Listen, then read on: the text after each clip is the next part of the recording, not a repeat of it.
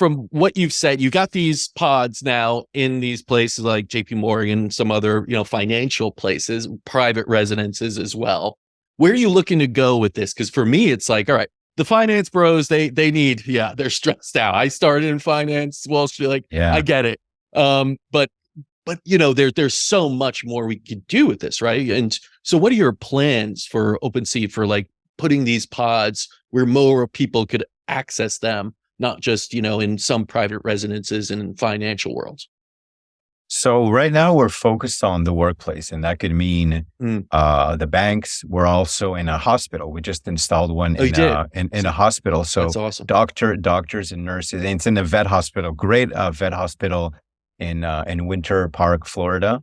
Okay. Winter Haven, Florida. And the doctors and nurses are using it. It's right in the hallway. So it's not hidden. The pod is a reminder for the staff to even take a deep breath every time they see it. And if they get very stressed or it's part of their regular practice, they just go in there for 10 to 15 minutes. So our plan is to build on the success we've had already.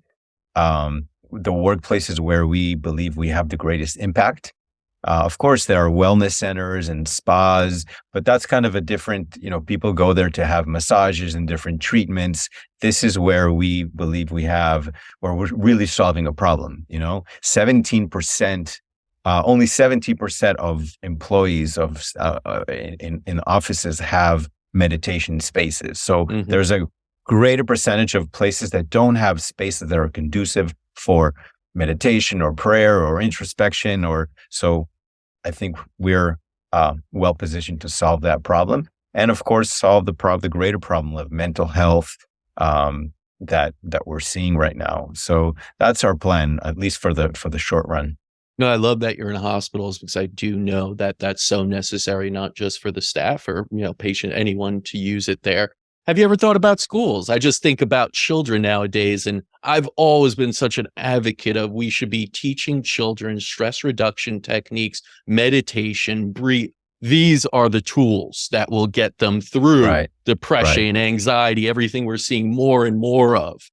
I'm sure it's very tough for public schools to get on board with some of these things, but has there been any thought of that, or even notion of some private charter schools or anything like that trying to implement something related to the pod or meditation like that? Yeah, we've gotten inquiries from colleges and universities, schools. It's in our long-term plan.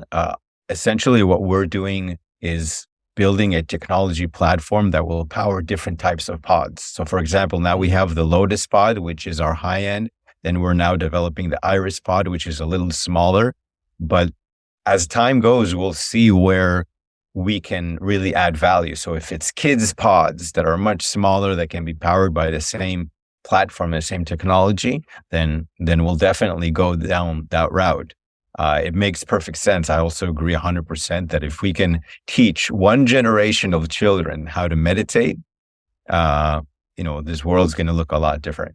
Absolutely, especially when you look at all the data coming out on the mental health crisis in children, right? Showing up at the ER with panic attacks and complete breakdown and everything. It's just wild. And I feel like we have to start to institute something. I know a recent collaboration you've done is with Deepak Chopra, correct? Yeah, correct. How did that come about? I mean, that's kind of like the guru of meditation in many ways, or at least very well-known name of meditation. Yeah, look, I've been very lucky. From the moment that I started this company, I developed a vision board, and I before I even met Dr. Chopra, I put his face on my vision board, and through my perseverance, I'm blessed with an amazing team and great network of people that are been amazing supporters. I had the privilege and honor to spend a few days with Deepak at a retreat, and we developed a partnership for content, for research. And so, we're about 2 weeks away from launching a series of 10 meditations, guided meditations that we produced together, that we recorded in New York. And I had the privilege of producing. As you know, I'm also a musician and producer. So this was truly a dream come true.